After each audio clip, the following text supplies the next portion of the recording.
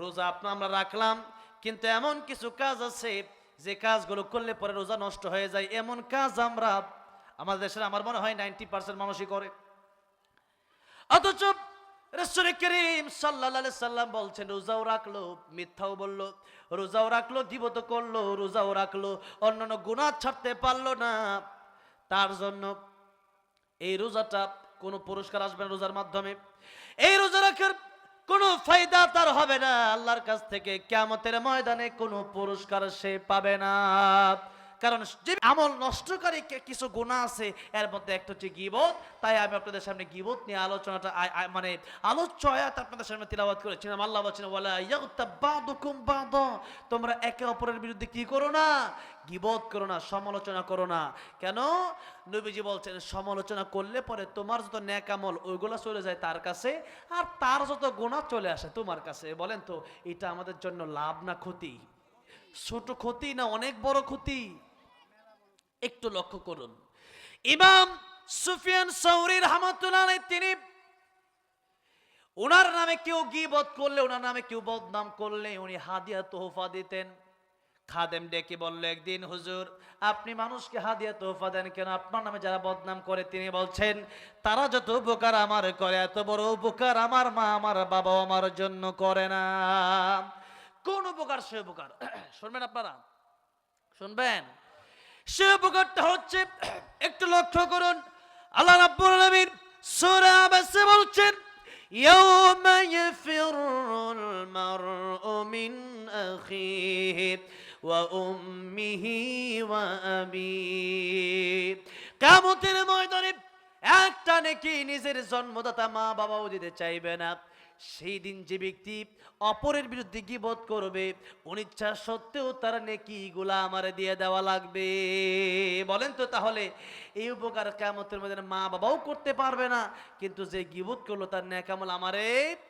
এখন যদি নেক আমল না থাকে তাহলে কি হবে? আমার গুনাহগুলো তাকে নিয়ে জাহান্নামে জ্বলতে হবে। সুতরাং বলেন গীবত করলে লাভ না ক্ষতি? ক্ষতি। অল্প ক্ষতি না অনেক বেশি ক্ষতি? অনেক বেশি ক্ষতি। তাই গীবত যদি করে একটা আমি তো একবার খুলনা এসে এক জায়গায় মাছ ধরেছিলাম, এক জায়গায় বাড়ির মেহমান হয়েছিলাম, মাছ ধরেছিলাম। তো মাছ ধরার ডোলা থাকে না, যেটাতে মাছ ধরে, তো ওই যেটাতে মাছ ধরে সারাদিন আপনি মাছ ধরলেন, ধরার পরে রাখলেন, ডোলার তলা নাই, কি নাই? তলা নাই। তলা যদি না থাকে সারাদিন মাছ ধরার পরে ডোলা আপনি বাড়ি নিয়ে যাবেন, সব মাছ নিচে পড়ে যাবে। মাছ কি ডোলাতে থাকবে? থাকবে না। ঠিক তেমনি ভাবে রোজাও রাখলেন আবার গীবতও করলেন, রোজা চলে গেল তার কাছে, তার গুনাহ চলে আসলো আপনার কাছে। এই রোজা রাখার কোনো দাম নেই। তাই আয়াত পড়েছি।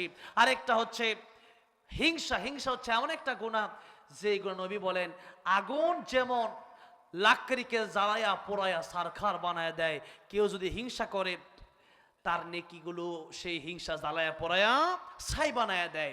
তাহলে হিংসা আমরা করব না ছাড়বো?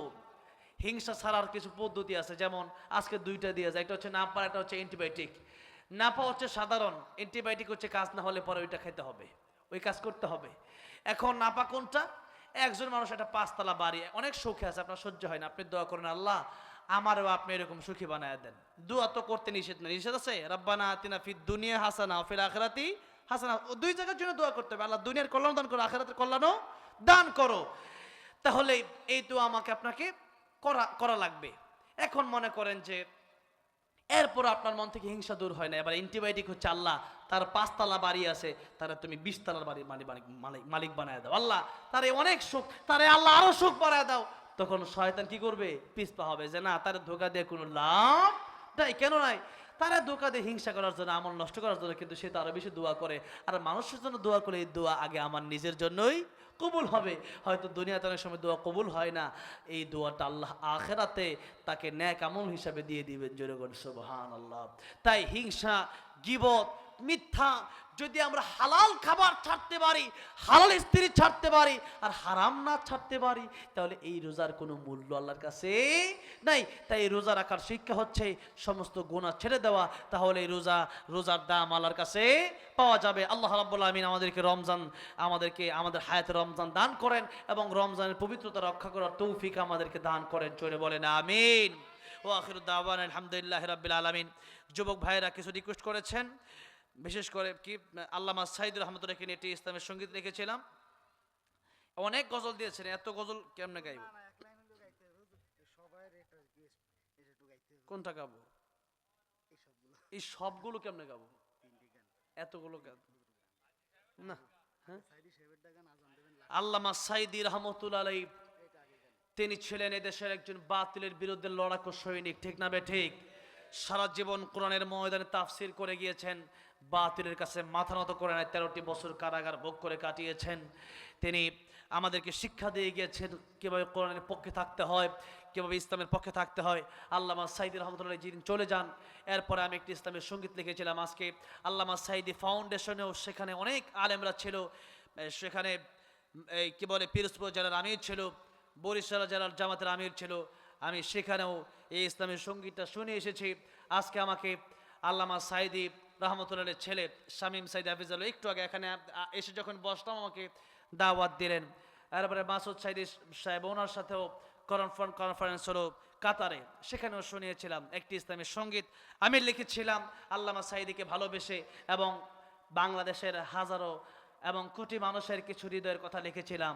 সেই কথাগুলি হয়তো আমার যুবক ভাইরা বলতে বলেছে, কারণ আল্লামা সাঈদী রহমতুল্লাহের ভালোবাসা এই বাগেরহাট এই জেলাটা, আমি তো মনে করি যে আল্লামা সাঈদী রহমতুল্লাহ জেলাটা পুরা পিরোজপুরে না, বাগেরহাটেই মনে হয়। কেন? একেবারে বাগেরহাট থেকে কাছে, বাগেরহাট থেকে যেতে আধা ঘন্টা 1 ঘন্টা মনে হয় লাগে না, এত কাছে, একেবারে কাছে। এত কাছাকাছি জায়গায় আল্লামা সাঈদী রহমতুল্লাহ শুয়ে আছেন। ভালোবাসাটা আপনাদের একটু বেশি, সেখানে হয়তো ইসলামের সঙ্গীত আমাকে শোনাতে বলেছেন। তিনি শহীদ হয়েছেন দিনের পক্ষে। দিনের পথে যারা চলে যায় তারা মরে না, তারা কি হয়? শহীদ হয়। তাই আমি লিখেছিলাম আল্লামা সাঈদী তুমি বলনি শহীদ হয়েছে, তুমি এটা জানি। ওয়ালা তাকুলু লিমান ইউকতালু ফি সাবিলিল্লাহি আমওয়াত বাল আহইয়াউ ওয়ালাকিন লা তাশউরুন। যারা আল্লাহর পথে জীবন দেয় এরা মরে যায় না, এরা জীবিত।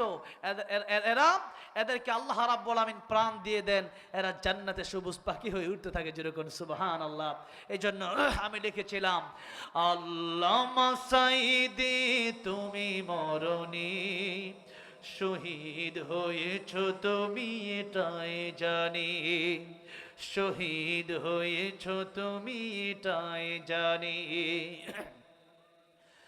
কারাগারে কাটালে 13টি বছর, বাতিল কেঁপেছে তোমায় দেখে থর থর, ঠিক না? কারাগারে কাটালে 13টি বছর, বাতিল কেঁপেছে তোমায় দেখে থর থর। তুমি যে ছিলে মোদের নয়নমণি, শহীদ হয়েছ তুমি এটাই জানি।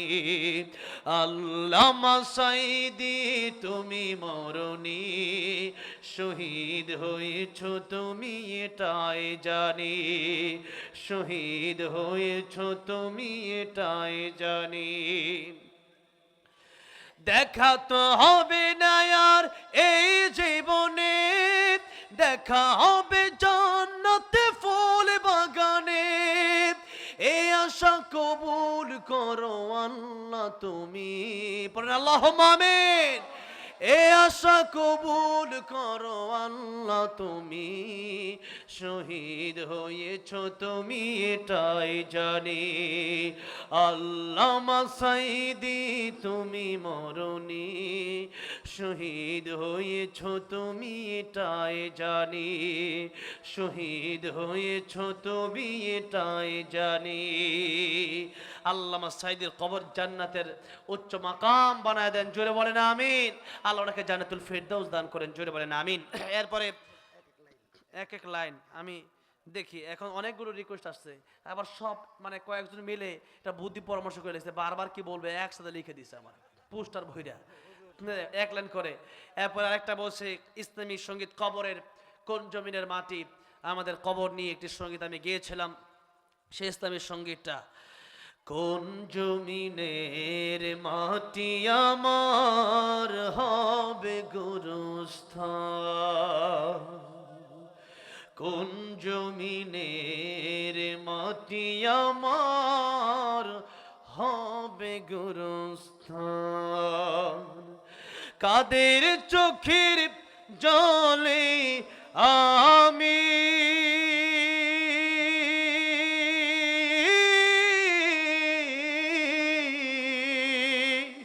কাদের চোখের জলে আমি পাব পরিত্রাণ, কোন জমিনের মাটি আমার হবে গুরুস্থান। আরেকটা ইসলামের সঙ্গীত লেগেছে, ও মদিনার মাটি নাকি। এই সঙ্গীত গাওয়ার পরে আল্লাহ আমাকে মক্কা মদিনা যাওয়ার তৌফিক দিয়েছে। আমার জীবনের একটা সেরা সঙ্গীত। এই সঙ্গীত কোটি কোটি মানুষ শুনেছে, কারণ সঙ্গীতটা আমি আসলে হৃদয় থেকে গিয়েছিলাম, নবীর ভালোবাসা নিয়ে গিয়েছিলাম। কিছু সঙ্গীত গাই অনেক বেশি হৃদয়ের গভীর থেকে। এর মধ্যে এটাও হচ্ছে একটা, আমার যুবক ভাইরা বেশিরভাগ নাকি ওখানে বসা। আমার যুবক ভাইরা যারা কষ্ট করলেন, কাল কিয়ামতের ময়দানে যেন আল্লাহ রাব্বুল আমিন আমরা যারা এখানে বসে আছি, আমার যেন জান্নাতের ফয়সালা এই মাহফিলের উসিলায় করে দেন। জোরে বলেন আমিন। আমার যুবক ভাইদেরকে যেন আল্লাহ রাব্বুল আমিন এক একজনকে যেন এই যুগের ওমর, এই যুগের খাব্বাব, এই যুগের আলী হিসাবে কবুল করে নেন। জোরে বলেন আমিন। তারা লিখেছেন মদিনার মাটির। শুনবেন আপনারা, ধৈর্য আছে আলহামদুলিল্লাহ। ওরে আল্লাহ, এই দেশের মানুষের ধৈর্য এত, তা তো জানি না। প্রায় 2 ঘন্টা বসে আপনাদের ধৈর্য এখনো আছে। ও মদিনার মাটি রে, সকল সুখ বুঝি তোর কপালে। ও মদিনারে তোর বুকে আমার নাবি, যার লাগে পাগল সবই, যার তরে হইল সৃষ্টি ত্রিভুবন। কাঁদি আমি সারাক্ষণে, কখন যাব সেখানে, সহে না আর পুরানে। ও মদিনার মাটি রে, সকল সুখ বুঝি তোর কপালে। ও মদিনারে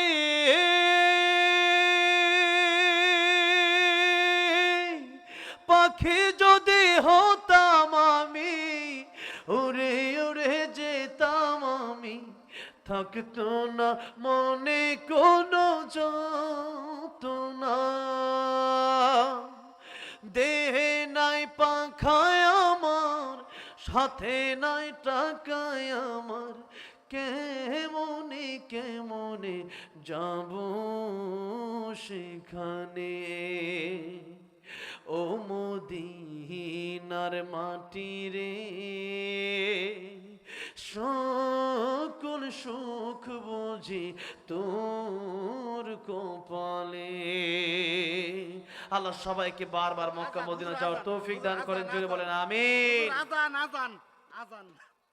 এখন এত রাতে কিসের আজান দেব বলেন? আল্লাহ আকবার। আজান দেখি গজলের চেয়ে বেশি রিকোয়েস্ট আজানে, ঠিক না? আমাদের সভাপতি সাহেব বলতেছে আজান। আজান তো আসলে এই সময়টা আজান দেওয়ার সময় না, এশার আজান হয়ে গেছে। হ্যাঁ, এর আগে আজানের আগে আপনারা আজান যদি শুনতে চান, এই মাদ্রাসার জন্য নাকি মাদ্রাসার জন্য, এই মাদ্রাসাটা হচ্ছে দ্বিতলার কাজ শুরু হবে। নবীজি বলেছেন ইদা মাতাল ইনসান ইনকাতা আনহু আমালুহু ইল্লা মিন সালাসাতিন। মানুষ যখন মরে যায় মানুষের সব আমল বন্ধ হয়ে যায়, 3টা আমল বাকি থাকে। কয়টা আমল? 3টা আমল। কেউ উঠবেন না, কারণ হচ্ছে এখন দোয়া হবে। আজান দিতে বলেছেন, দেখি কয়েকদিন দেওয়া যায়, কিন্তু এখন দোয়া হবে, দোয়ার টাইমটা চলে এসেছে। গভীর রাত যখন হয়ে যায় তখন আল্লাহর বান্দাকে রাখতে থাকে, বান্দা আল্লাহ আমি মুস্তাগফিরিন ফাআগফিরুল্লাহ, আল্লাহ আমি মুস্তারজিকিন ফাআরযুকাহু, আল্লাহ আমি মুবতালান ফাউআফিয়াহু, আল্লাহ কাদ কাদা আলা কাদা হাত্তা ইয়াতলু আল ফাজর। আল্লাহ বলে বান্দা তোর গুনাহ মাফের দরকার, আমি আল্লাহর কাছে মাফ চাই, আমি আল্লাহ মাফ করে দেব। জোরে কোন সুবহানাল্লাহ। আল্লাহ বান্দাকে ডাকতে থাকে গুনাহ মাফের জন্য, আর আমরা আল্লাহর কাছে চাই না। দোয়ার মাধ্যমে বলেছিলাম তকদির পরিবর্তন হয়, দোয়ার মাধ্যমে মানুষের হায়াত বাড়ে, দোয়ার মাধ্যমে মানুষ জাহান্নাম থেকে বাঁচতে পারে, দোয়ার মাধ্যমে মানুষ জান্নাতে যেতে পারে। এই জন্য আমরা দোয়া করে যেতে রাজি আছি না নাই? মা নাই বাবা নাই, একটু দোয়া করে যান। এই জন্য দোয়া হচ্ছে আর দোয়া মুখুল ইবাদত, আগে বলেছিলাম ইবাদতের মগজ। এই জন্য দোয়ার মাধ্যমে তকদির পরিবর্তন হয়, তার দোয়াটা কেউ না করে যাবেন না। আমি মুসাফিরে এসেছি, এই জবান দিয়া কতবার আল্লাহর ঘরে চুমু দিয়েছি আমি নিজেও জানি না। এই জন্য আপনাদেরকে নিয়ে একটু দোয়া করতে চাই। দোয়ার আগে যদি এমন কেউ থাকেন 1000 করে 30টা লোক কোরআন শরীফে কয় পারা? 30 পারা, তাহলে 30 জন লোক আমি চাই 1000 করে। আর যদি তাও না পারেন তিলকা আশরাতুল কামিলা, 10-এ পূর্ণ হয়, কমপক্ষে 10 জন লোক 1000 টাকা করে দিবেন। 1000 টাকা করে প্রথমে কে দিন একটু হাত উঠান তো দেখি। যে আলহামদুলিল্লাহ তাকবীর। অন্য জেলার মতো না, অন্য জেলায় 5 মিনিট বয়ান দিতে হয়, আর বয়ান দেওয়ার আগে একসাথে 3 জন ব্যক্তি হাত উঠায় দিছে, জোরে করে আল্লাহু আকবার। আল্লাহ এই হাতগুলো তুমি জাহান্নামে দিল, নাম কি? আল্লাহ উসমান গনি, আল্লাহু আকবার। উসমান গনি সবচেয়ে বড় দানবীরদের মধ্যে একজন, নবীর জামাতা। যখন যা লাগতো ইসলামের জন্য দান করে দিতেন, সেই উসমান গনির নামে নাম। আল্লাহ কাজেও তো উসমান রাদিয়াল্লাহু আনহুর মতো। আয় আল্লাহ উসমান গনি তিনি দিলেন 1000 টাকা, আল্লাহ তোমার দিনের জন্য সদকায়ে জারিয়া, আল্লাহ কবুল মঞ্জুর করে নাও। পরকালে আমার নবীর সাথে জান্নাতের মালিক বানিয়ে দিও, আপনজনদের কবর তুমি জান্নাতের বাগান বানিয়ে দাও। জোরে বলেন আমিন। 2 নম্বর নামটা কি? আবু তালেব। আল্লাহু আকবার। নাম দেখেন আবু তালেব, নবীর চাচা, নবীজিকে জীবন অনেক ভালোবাসতেন আবু তালেব। যদিও কালেমা নসিব হয় না, কিন্তু নবীর সাথে জেল পর্যন্ত খেটেছেন, নবীকে অনেক ভালোবেসেছেন। আয় আল্লাহ নবীরা একজন প্রিয় চাচা আবু তালেবের নামে নাম, উনি দিবেন 1000, আল্লাহ কবরের মঞ্জুর করো। আল্লাহ জানেমালে বরকত দিয়ে দাও, মনে নেক আশা পূরণ করে দাও, আপনজনদের কবর জান্নাতের বাগান বানিয়ে দাও। বলেন আমিন। আর কে আছেন একটু হাতটা ওঠান, মা নাই বাবা নাই, তাদের রুহের মাগফিরাত কামনায় 1000। নাম কি? আব্দুল সাত্তার। আল্লাহ আব্দুল সাত্তার, আল্লাহ রাব্বুল আলামিন তোমার নামের সাথে সংযুক্ত করে আল্লাহ সাত্তারের বান্দা, আল্লাহ রাব্বুল আলামিন তিনি দিবেন 1000 টাকা, আল্লাহ কবরের মঞ্জুর করে নাও। আল্লাহ জানে মালে বরকত দিয়ে দাও, আল্লাহ পঞ্জনের কবরে জান্নাতের বাগান বানিয়ে দাও। জোরে বলেন আমিন। 4 নাম্বার কে আছে? কমপক্ষে 10টা লোক আমি চাইলাম, 10 জন লোক চাইলাম। 4 নাম্বারে কে আছেন? 4 নাম্বার লিল্লাহি তাকবীর। নাম কি? মুজাম্মেল হক সাহেব। আল্লাহ আকবার, কি সুন্দর চেহারা। এখানে যে কত ওলি থাকে আমরা কল্পনা করতে পারি না। সাদা দাড়ি যাদের, আমার নবী বলেছেন তাদের হাত আল্লাহ ফিরে দিতে লজ্জা পান, তাদেরকে আল্লাহ এত ভালোবাসেন। জোরে কোন সুবহানাল্লাহ।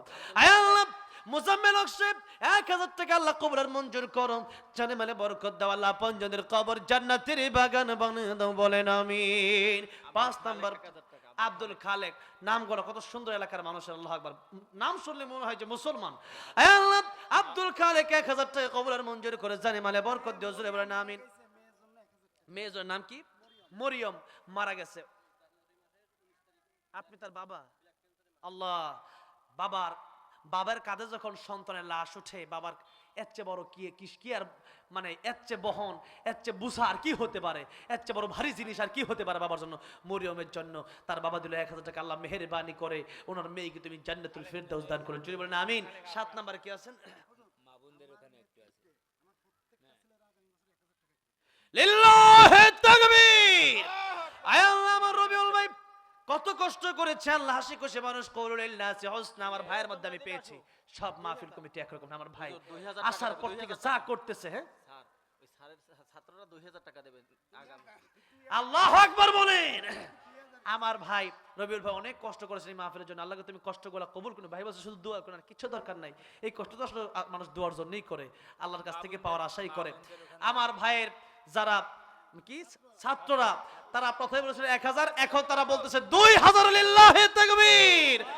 আল্লাহ প্রত্যেকটা যুবক ভাই 2000 করে যারা দিবে আগামী বছর থেকে আল্লাহ কবুল আর মঞ্জুর করো। আল্লাহ জানি মানে বরকত দিয়ে দাও, সাদকা তারাদ্দুল বালা, আল্লাহ বিপদ আপদ বালা মুসিবত থেকে প্রত্যেককে হেফাজত করে দাও। আল্লাহ শান্তি দান করো, আল্লাহ মনে নেক আশা পূরণ করে দাও। জোরে বলেন আমিন। আর কি আছে? মা বোনদের ওখানে আশিক মাশাআল্লাহ, ফাতেমা 1000, লিমা 1000, মানে ওনার 2 মেয়ে নাকি? মাশাআল্লাহ, আলহামদুলিল্লাহ। বাবা বসা এখানে, ওনার দুই মেয়ে ফাতেমা এবং লিমা দুইজন 2000। আল্লাহ রাব্বুল আলামিন তাদেরকে তুমি খাদিজা রাদিয়াল্লাহু আনহার প্রকৃত উত্তরসূরি হিসাবে কবুল আর মঞ্জুর করো, জোরে বলেন আমিন। আশিক ভাই 500, আল্লাহ কবুল আর মঞ্জুর করো, আল্লাহ জানে মালে বরকত দিও, আল্লাহ মনে নেক আশা পুরা করে দিও, জোরে করো আমিন। আর কে আছেন? আমার মা বোনেরা তো আসছে নাকি? আসছে কোথায়? প্যান্ডেল আছে? ও মা বোনেরা আসছেন। আমার মা বোনেরা, আপনাদের দান আরো বেশি করতে হবে। মা বোনেরা আপনারা, আপনাদের ইবাদত পুরুষের তুলনায় একটু কম হয় সাধারণত। হাদিস শরীফের ভিতরে আসছে অধিকাংশ নারীরা জাহান্নামে যাবে, এই জন্য নারীদেরকে ইবাদত করতেও বেশি বলা হয়েছে, কিন্তু নারীরা ইবাদত কম করে, নামাজ কাজা করে বেশি, গীবত করে বেশি, এগুলো আপনারা ছেড়ে দিবেন। বেশি বেশি দানের ক্ষেত্রে হাত বাড়াবেন, কারণ দানের বিনিময়ে আল্লাহ রাব্বুল আলামিন মানুষের অনেক গুনাহ মাফ করে দেয়, অনেক নেক আমল বাড়ায় দেয়। এই জন্য মা বোনেরা, আম্মা জান আয়েশা রাদিয়াল্লাহু আনহার উত্তরসূরিরা 500 হোক, 1000 হোক, 200, 100 আপনাদের কাছে আমার দুইজন ছোট বাচ্চা পাঠাবেন তাদের কাছে, অথবা হ্যাঁ দুইজন ছোট বাচ্চা 2-4 জন চলে গেলে ওদেরকে আপনারা যে যা পারেন টাকা পয়সা না থাকলে তা দিবেন, যদি মনে করেন কানের দুল দিবেন তাও দিবেন।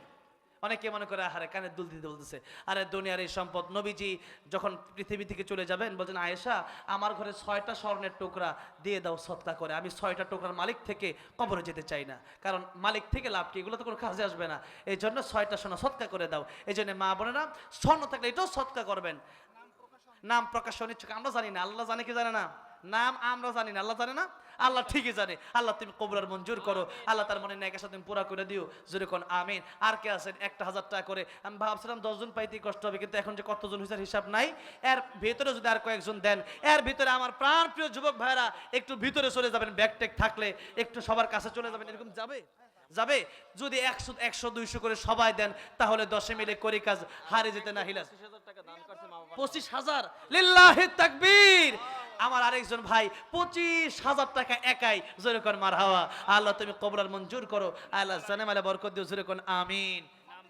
নাম বলা নিষেধ, দেখেন কি তাদের উদারতা, কি বিনয়ী। আল্লাহ রাব্বুল আলামিনের জন্য দান করবে, নাম প্রকাশে অনিচ্ছুক, অনেকে নাম বলবেন তাকে তো সমস্যা। আল্লাহ বলছেন প্রকাশ্য দাও গোপন কেন, প্রকাশ্যে দিলে তোমার কারণে আর কয়েকজন দান করবে। তাই সবাই একটু পকেটে হাত ঢোকান। বিসমিল্লাহির রহমানির রহিম। এই মাদ্রাসার জন্য জানি না আমার 10টি টাকা আগামীকাল আমার জন্য নাজাতের জরিয়া হয়ে যেতে পারে। এই জন্য একটা মহিলা যদি একটা কুকুরকে পানি দিয়ে জান্নাতে যেতে পারে, ভাইরা বাবাজিরা, আমার আপনার এই দান আল্লাহ কেন কবুল করবেন না বলেন? এই জন্য দানটা করে যান, যার যেমন সামর্থ্য তেমন দান করে যান।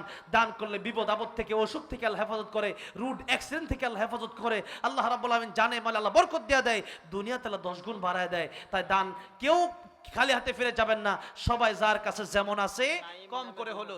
নাইম নামে 2000 টাকা, আল্লাহ একটা জান্নাতুন নাইম, আল্লাহ তুমি কবর আর মঞ্জুর করো, আল্লাহ তার মনে নেক আশা তুমি পুরা করে দাও, আল্লাহ আপনজনের কবর তুমি জান্নাতের বাগান বানায় দাও, জোরে বলেন আমিন। আর কেউ আছেন ভাইরা বাবাজিরা? 1000 টাকা, 500 টাকা, আলহামদুলিল্লাহ অনেকেই দান করলেন। এরপরেও যদি 2-1 থাকেন আমারে বলবেন। তবে আমার ভাইয়ের রিকোয়েস্ট আমি শেষ করতে চাচ্ছি এখন, যেহেতু অনেকের ধৈর্য কষ্ট হচ্ছে অনেকের। আর আমারও আজকে এই বছরের একেবারে শেষ মাহফিল, 3 দিন ধরে সেই এই মেহেরপুরে আসছিলাম, এরপরে আসছিলাম গতকাল নড়াইল, আজকে এখানে আসলাম। তো হ্যাঁ ভাই ছাড়তে তো ইচ্ছা করবেই না, তারপরও একটা ব্যাপার আছে, আমি বলেছিলাম টাইম মেনটেন করবো।